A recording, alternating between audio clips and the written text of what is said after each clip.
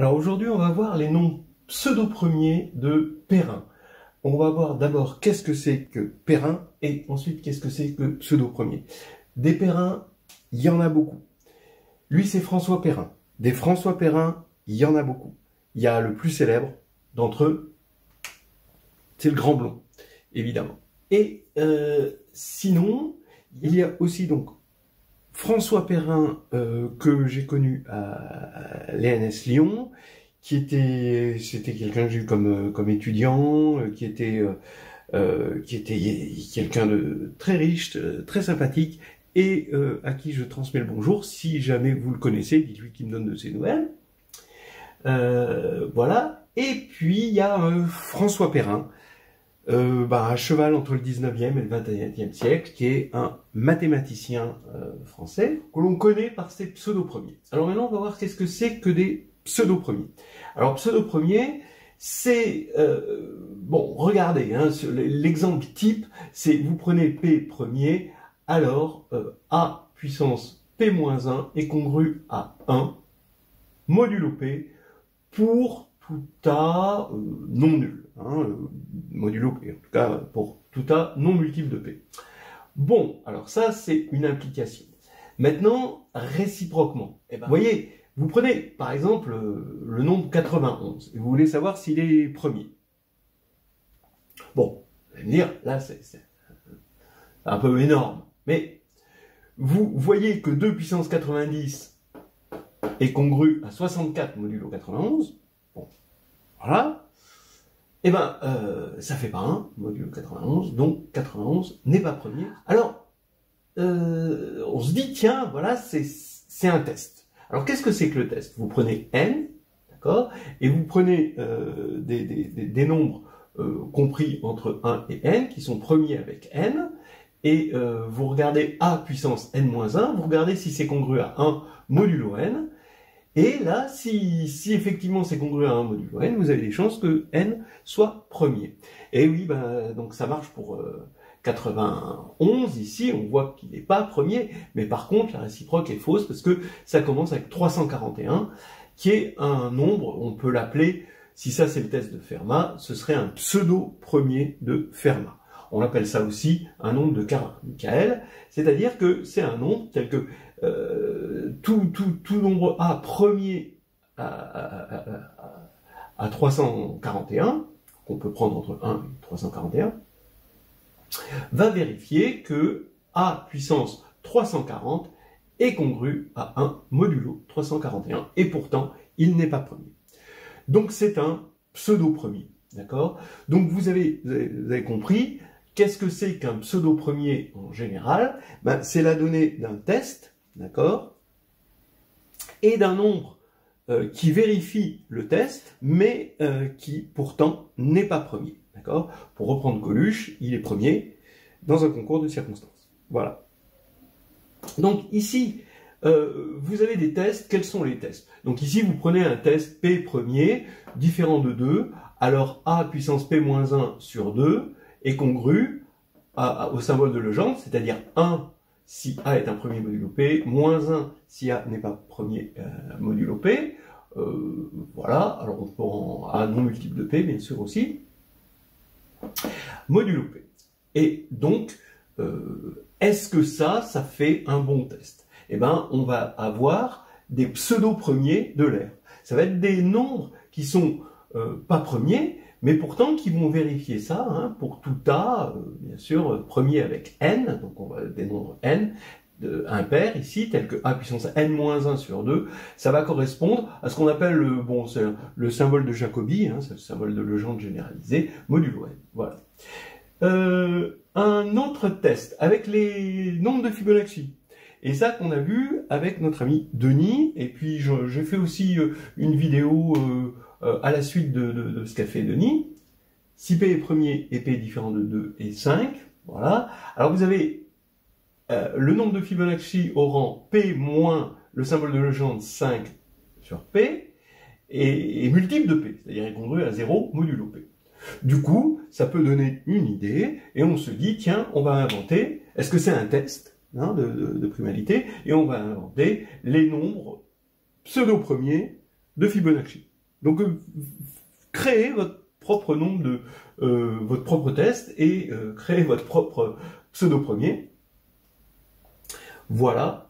Et après, vous pouvez aller un petit peu plus loin que la suite de Fibonacci, avec une suite générale de récurrence un plus 2 moins A, un plus 1 plus B, un égale 0, avec B non nul. Et vous allez généraliser ça. Vous prenez P qui ne divise pas 2B delta, donc ça va généraliser ça, et vous pouvez dire que si P est premier, alors UP moins delta P, donc le symbole de Legendre de delta par rapport à P, donc exactement comme ici, est congru à 0, modulo P. Maintenant, vous pouvez vous demander si la réciproque va vous donner raison, et vous inventez les pseudo-premiers, ce qu'on appelle les pseudo-premiers de Lucas. Voilà. Bon, alors, ça n'a pas tenu très très longtemps, mais ce que je vais vous montrer a tenu beaucoup plus longtemps. C'est la suite de Perrin. Elle généralise la suite de Fibonacci, mais au lieu que son polynôme caractéristique soit, son équation caractéristique, soit de degré 2, l'équation est de degré 3, et c'est tout simplement un plus 3 égale un plus 1 plus un, avec u0 égale 3, u1 égale 0, u2 égale 2, voilà, et c'est parti. Et maintenant, on regarde les premiers termes de la suite. 0, c'est 3, 1, c'est 0, 2, c'est 2, 3, on fait la somme, c'est 3, 4, c'est 2, 5, 3 plus 2, c'est 5, 6, c'est 5, d'accord, ici, 7, c'est 7, 8, c'est 10, 9, c'est 12, 10, c'est 17, et 11, ici, c'est 22. Et là, qu'est-ce qu'on remarque? Vraiment, c'est incroyable, c'est que quand c'est premier, c'est égal, oui. Bon, là, c'est premier, c'est pas égal, mais par contre, ça divise. D'accord? Voilà. Donc, en fait, on a envie de dire que P premier implique P divise U indice P. Voilà. Maintenant, donc, ça nous fait un test. Et là, on voit bien que 4, c'est pas premier. Là, ça ne divise pas. 6, c'est pas premier. 8, c'est pas premier, ça divise pas. On a longtemps, en fait, conjecturé qu'il y avait que c'était un bon test. Alors, c'est quand même bizarre qu'on ait pu, à un moment, on va dire après Riemann, imaginer que ça puisse être un bon test, conjecturer qu'il y avait une réciproque. En fait, la réciproque est fausse, et le premier nombre qui invalide, c'est 271 441, pour vous dire quand même à quel point il faut aller loin. Et donc, John Grantham a montré qu'il y avait une infinité de nombres premiers de Perrin. Ce qui est incroyable, c'est que la preuve est quand même vraiment non triviale, quand même, et elle date de 2010, alors que, on entendait parler des nombres pseudo-premiers de Perrin depuis pas mal de temps, c'est même pas comme si c'était... Donc, vraiment assez incroyable. Il a construit ce qu'on appelle des pseudo-premiers de Frobenius, et ça c'était un cas particulier, et il a montré avec des caractères de Dirichlet, donc c'est avec des choses assez profondes que ça marchait pas.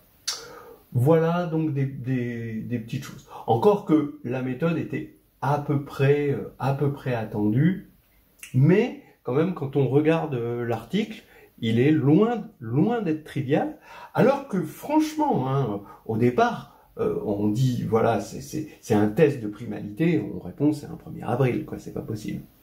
Les noms premiers sont beaucoup plus subtils qu'une suite comme ça. Mais bon, voilà. Vous allez me dire, Wilson, C'est une thèse de primalité. Mais voilà, il n'y a pas de pseudo-premier de Wilson. Ok, alors maintenant, eh ben, j'ai donné un devoir d'entraînement pour les agrégatifs internes, là, juste récemment. C'était sur ce sujet-là. Et donc ça, on va le corriger. Alors, donc j'ai repris la suite, là, UN plus 3 égale UN plus 1 plus UN, la suite de François Perrin, U0 égale 3, U1 égale 0, et U2 égale 2. Et bon, c'est une suite de E, que j'appelle ici EC, hein, pour plus tard, on verra. Et là, ce sont les suites VN, telles que VN plus 3 égale VN plus 1, plus VN, ce sont des suites dans C. Alors, oui, donc c'est la suite de Perrin est dans E, et E, c'est un sous-espace vectoriel de l'espace des suites qui vérifie la récurrence, on va dire la récurrence de Perrin, cette récurrence-là. Alors oui, c'est bien un sous-espace vectoriel. On peut le voir en voyant que c'est le noyau de cette forme linéaire. Hein, vous avez une forme linéaire, donc il y a une suite associée Vn plus 3 moins Vn plus 1 moins Vn, et c'en est le noyau.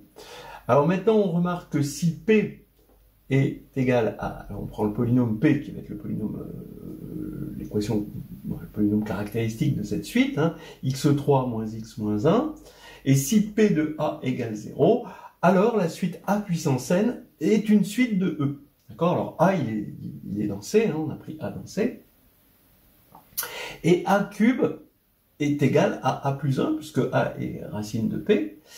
Et ben oui, donc pour montrer que AN est dans E, ben il suffit de multiplier par A puissance n des deux côtés. On voit que AN plus 3 est égal à AN plus 1 plus AN. Donc il n'y a pas de problème. Ensuite, on va montrer que P n'a pas de racine multiple.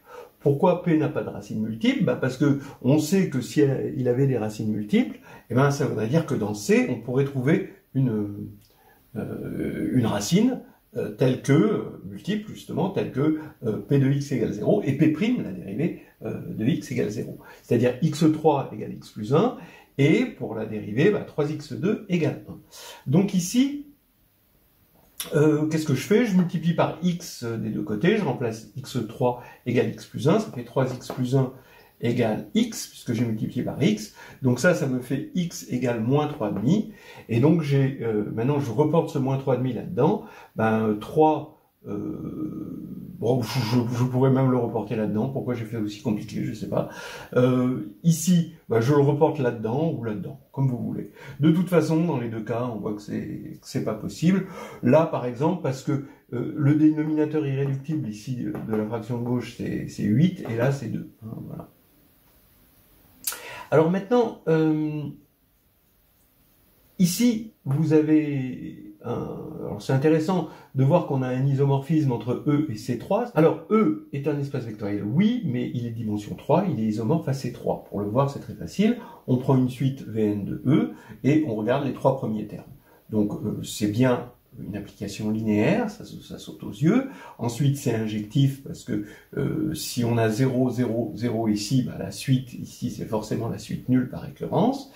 Et puis, c'est surjectif parce qu'à partir du moment où on a V0, V1 et V2, eh ben, on a toute la suite hein, qui vérifie ça et qui est dans E. Donc, voilà. Donc, E est isomorphe à C3. Maintenant, je vais montrer que AN, BN, CN est une base de E. Bon, on n'en a pas forcément besoin hein, de cette histoire. On en a besoin de façon sous-jacente, mais en fait, on n'en a pas réellement besoin. Mais c'était dans le problème que j'ai donné. Alors bon, tant qu'à faire, et puis c'est des grands classiques à bien connaître, donc tant qu'à faire, c'est bon. Pourquoi c'est une base de E? Bah, c'est une base de E parce que quand on prend l'image, ici, on a une base. Et en fait, un isomorphisme, hein, ça envoie une base sur une base et réciproquement, évidemment. Donc, qu'est-ce qu'on va regarder ici? On va regarder l'image de AN. Bah, c'est A0, A1, le triplet A puissance 0, A puissance 1, A puissance 2. Donc ici c'est ça, pareil pour BN, pareil pour CN. Et dans C3, bah, c'est facile de voir qu'on a une base si on a un déterminant ici qui est non nul. Mais on reconnaît le déterminant de Vandermonde, et ça fait C-A facteur de C-B facteur de A-B, de B-A, pardon. Et là, c'est différent de 0. Parce qu'on a montré qu'il n'y avait pas de racines multiples et que là, tout était bien distinct. Voilà. Et bien, on continue.